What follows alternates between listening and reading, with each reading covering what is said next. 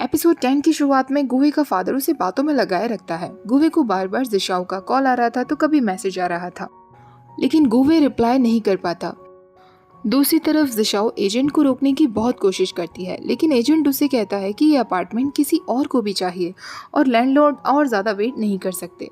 वो एजेंट वहाँ से चला जाता है।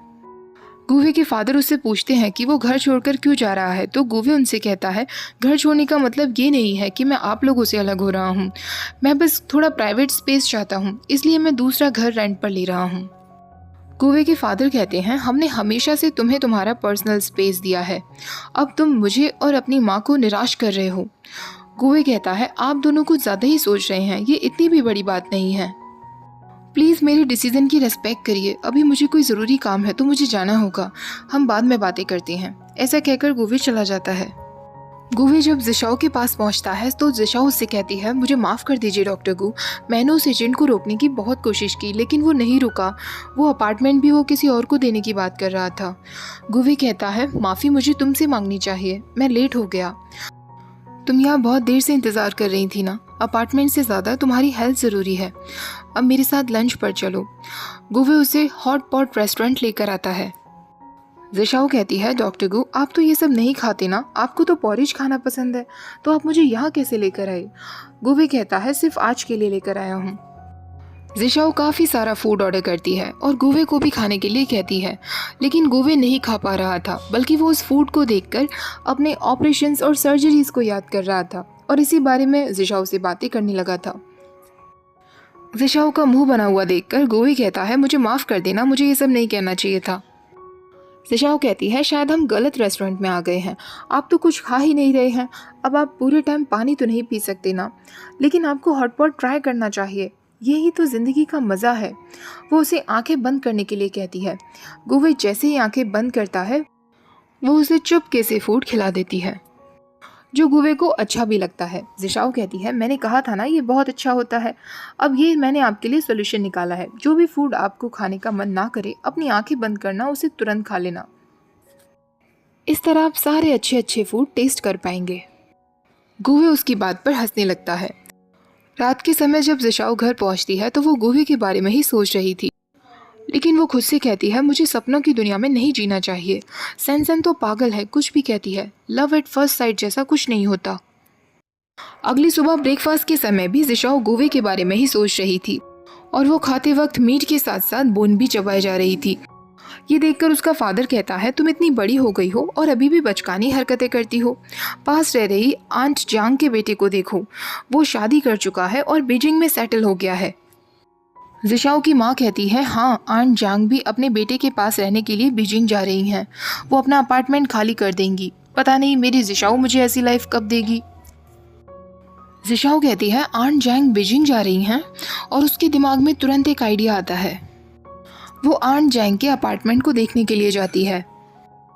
वो जिशाओ को अपार्टमेंट कीज देते हुए कहती हैं कल मैं यहाँ से चली जाऊंगी, अगर तुम्हारा फ्रेंड यहाँ रहना चाहता है तो उसे रहने देना, रेंट का जो भी कमीशन होगा वो तुम्हारा हो जाएगा। जिशाओ एकदम खुश हो जाती है और पूरे अपार्टमेंट की सफाई करने लगती है, क्योंकि उसे पता था कि डॉक्टर गु एक नीट फ्रीक हैं, एकदम साफ सफाई होगी तभी वो इस अपार्टमेंट को पसंद करेंगे। जिशाओ उस अपार्टमेंट से रिलेटेड एक पूरा प्रपोजल तैयार कर रही होती है और ये सब कुछ सेंसन को बताती है।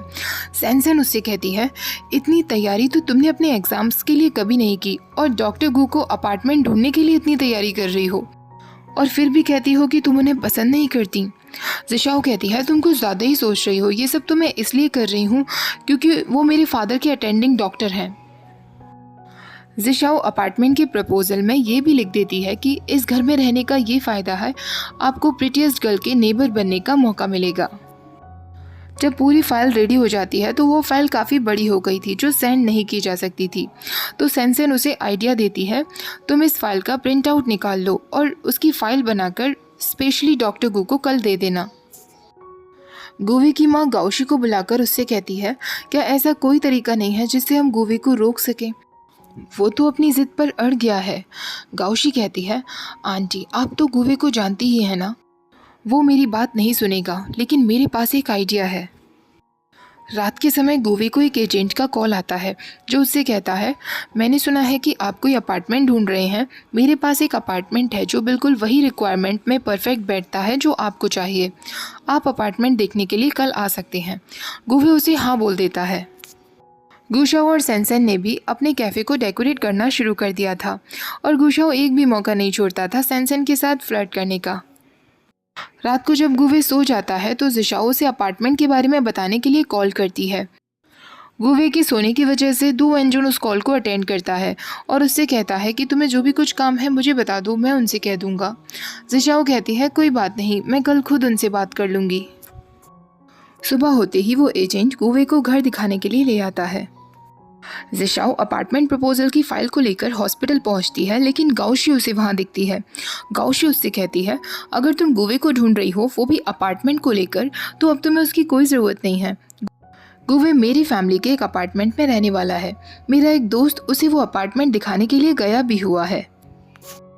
जब वो वहाँ शिफ्ट हो जाएगा तो मैं और गुवे स्पेशली तुम्हें इन्वाइट करेंगे वहाँ आने के लिए। जिशाओ कहती है, इसकी कोई ज़रूरत नहीं है डॉक्टर गाओशी, मैं बिजी रहती हूँ, मेरे पास इतना समय नहीं होगा। जिशाओ गुस्से में बाहर चली जाती है और सोचने लगती है, मैं ही बेवकूफ़ हूँ, मैं क्या सोचकर वहाँ गई थी। और वो सैनसन को कॉल करके कहती है, सैनसन वो मुझसे प्यार नहीं करता, मैं भी उससे प्यार नहीं करती। गुवे ने उस अपार्टमेंट को रेंट पर लेने से मना कर दिया था क्योंकि उसने देख लिया था कि वो अपार्टमेंट डॉक्टर गाओशी के फादर का है। गुवे जिशाओ को कॉल करने की कोशिश करता है, उसे मैसेज भी करता है, लेकिन जिशाओ उसका कोई जवाब नहीं देती। तभी गुवे को सैनसन का कॉल आता है जो उसे मिलने के लिए बुला रही थी। सैनसन उससे कहती है, तुम खुद को समझते क्या हो? अगर तुम ऑलरेडी उस लेडी डॉक्टर को प्यार करते हो तो मेरी फ्रेंड को क्यों पागल बना रहे हो? क्या तुम एक टाइम पर डबल डेटिंग करने का सोच रहे हो? गुवे कहता है, मुझे नहीं समझ आ रहा कि तुम क्या कह रही हो। मैं सुबह से जिशाओ को कॉल कर रहा हूँ, वो मेरा कॉल पिक नहीं कर रही है। मैं तो खुद सोच रहा हूँ कि उसे अचानक क्या हुआ। सैनसन कहती है, जिशाओ ने तुम्हारे लिए इतने एफर्ट्स लगाए, इतने सारे अपार्टमेंट्स तुम्हारे लिए ढूंढे और तुमने उसे बिना कोई एक्सप्लेनेशन दिए उस लेडी डॉक्टर के घर में जाकर रहने लगे। सैनसन उसे वो प्रपोजल फाइल देते हुए कहती है, इस फाइल को देखो, ये जिशाओ ने दिन रात मेहनत करके तुम्हारे लिए बनाई थी। गाओशी अपने एजेंट को कॉल करके पूछती है तो उसे पता चलता है कि गुवे ने उस घर को रेंट पर लेने से मना कर दिया है क्योंकि वो ऑलरेडी कोई और घर ढूंढ चुका है। अगली सुबह जब जिशाओ उठती है और अपनी बालकनी में आती है तो वो देखती है उसके पास वाले घर की बालकनी में गुवे था। वो गुवे को देखकर एकदम शॉक्ड रह जाती है और भागते हुए अपनी मदर के पास जाती है। वो उनसे पूछती है, माँ क्या आंट जेंग का अपार्टमेंट किसी को मिल गया है? तो उसकी माँ कहती हैं, हाँ मुझे डॉक्टर गुवे का कॉल आया था, उन्होंने कहा कि वो कोई अपार्टमेंट ढूंढ रहे हैं, तो मैंने आंट जेंग का अपार्टमेंट उन्हें रिकमेंड कर दिया।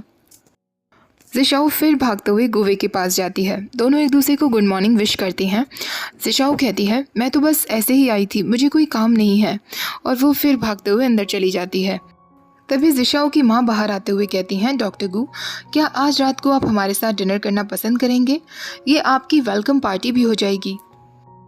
अब हम पड़ोसी बन गए हैं तो हमें एक दूसरे के घर आते जाते रहना चाहिए। गुवे कहता है, अगर आप कह रही हैं तो बिल्कुल, मैं मिस्टर लिन की रिकवरी भी देख लूँगा। गुवे जब डिनर के लिए पहुँचता है तो जिशाओ और गुवे चोरी चुपके एक दूसरे को ही देखते रहते हैं।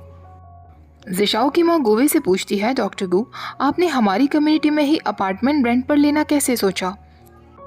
गुवे कहता है, क्योंकि ये मेरे हॉस्पिटल के पास में है और यहाँ रेंट भी काफ़ी चीप है।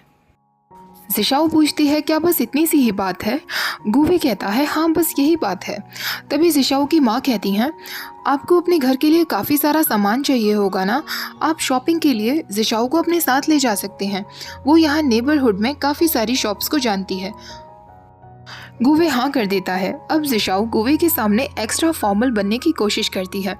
जिशाओ के पेरेंट्स को भी थोड़ा अजीब लगता है। अब वो दोनों शॉपिंग के लिए आते हैं। गुवे अपने लिए स्लीपर्स खरीद रहा होता है, लेकिन वो साथ में एक पिंक स्लीपर्स भी खरीदता है। तो जिशाओ उससे कहती है, आपको पिंक स्लीपर्स पसंद हैं? गुवे कहता है, क्या तुम मुझे मेरे घर विजिट करने के लिए नहीं आओगी? ये पिंक स्लीपर्स मैंने तुम्हारे लिए खरीदी हैं। जिशाओ एकदम से खुश हो जाती है और उससे कहती है, अगर ऐसा है तो मुझे ये येलो डक वाली स्लीपर्स चाहिए। गुवे उस स्लीपर्स खरीद लेता है और जिशाओ से पूछता है, वैसे उस अपार्टमेंट का प्रपोजल किसने तैयार किया था? उसे पढ़कर ऐसा लग रहा था जैसे अगर मैंने ये अपार्टमेंट नहीं खरीदा तो मैं बहुत कुछ मिस कर दूंगा। जिशाओ कहती है वो मैंने बनाया था, प्रिटीएस्ट गर्ल ने। गुवे होम डेकोरेशन का सामान खरीदने के लिए जिशाओ को कह देता है और जिशाओ सब कुछ पिंक कलर का खरीदती है, एकदम लड़कियों वाला। और वो गुवे के लिए कप भी एक कार्टून कैरेक्टर का सेलेक्ट करती है। वो साथ में एक और कप खरीदती है जो उसने अपने लिए खरीदा था। अब जिशाओ कुछ चिप्स खरीदने वाली होती है लेकिन गुवे मना कर देता है। गुवे उससे कहता है ये अनहेल्दी होते हैं और इनसे काफ़ी गंदगी भी होती है। जिशाओ का मुंह बन जाता है तो गुवे चुपके से एक चिप्स का पैकेट रख लेता है। घर पहुंचने के बाद गुवे सारे सामान को नीट एंड क्लीन तरीके से लगा रहा था। तभी जिशाओ एक बल्ब लाइट पहनकर खड़ी हो जाती है जो उसने चुपके से गुवे के घर के लिए खरीदी थी। वो गुवे से लाइट्स का स्विच ऑन करने के लिए कहती है।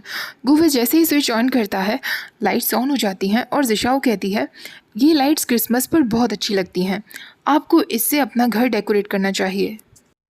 गुवे कहता है ठीक है, लेकिन अब तुम्हें नीचे आ जाना चाहिए, इस तरह ऊपर खड़े रहना सेफ नहीं है।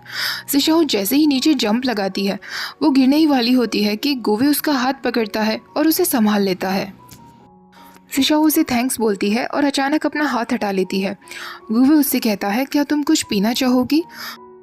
जिशाओ पेप्सी के लिए कहती है लेकिन गुवे कहता है मेरे पास सिर्फ प्योरीफाइड वाटर है, वो भी ठंडा नहीं है।